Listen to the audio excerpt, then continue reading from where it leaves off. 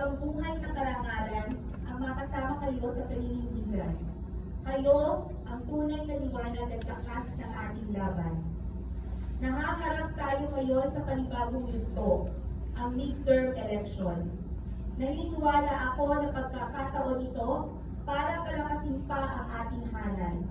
Gaya ng nasaksihan natin, lalo na nitong mga nakaraang buwan, mahalagang plataporma ang Senado para unti-unti nang basagin ang panlilinlang at pananamantala sa taong bayan. Mahalaga na magdalaga dito ng mga lingkod bayan na tapat, makatao at makatarungan. Sa kasalukuyan, tanging si Senator Lisa Hontiveros lang ang tumitindig sa Senado bilang kinatawan ng ating hanay. Tunay na maipagmamalaki ang kanyang tapang at paninindigan. At alam natin lahat na mas mainam kung may mga kaalyado siyang makakatulong sa pagsulong ng kapakanan ng mamamayan. Ito ang kailangan nating pagsikapan, pagtrabahuhan at ipaglaban. Kaya ang pakiusap ko sa inyong lahat, sa 2025, iupo natin sa Senado ang tatlo sa pinakamasigasig nating kasama. Si Bam Aquino, na nag-alaga sa akin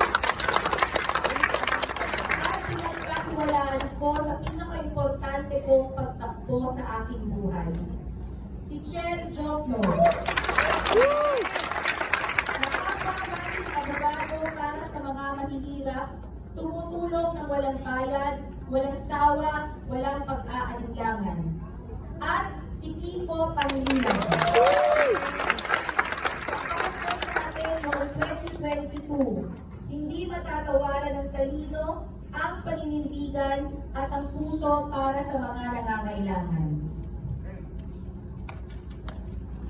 Gawin natin ang lahat para tiyaking may makakasama sa Senado si Senator Lisa.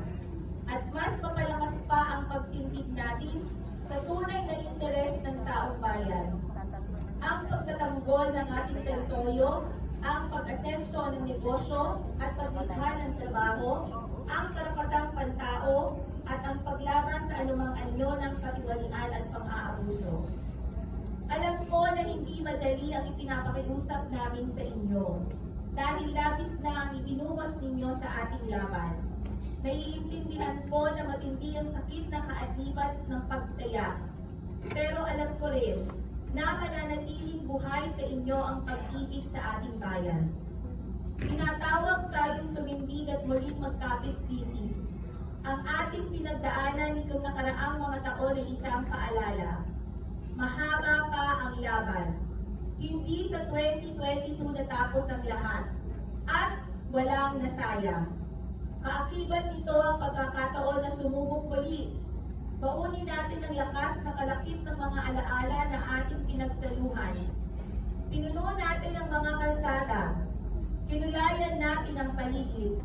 Kumatok tayo sa puso ng ating kapwa Pilipino. At bukas palad tayong nag-ambag. Naranasan na natin ang galak ng isang laban na nag-uugat sa pag-asa.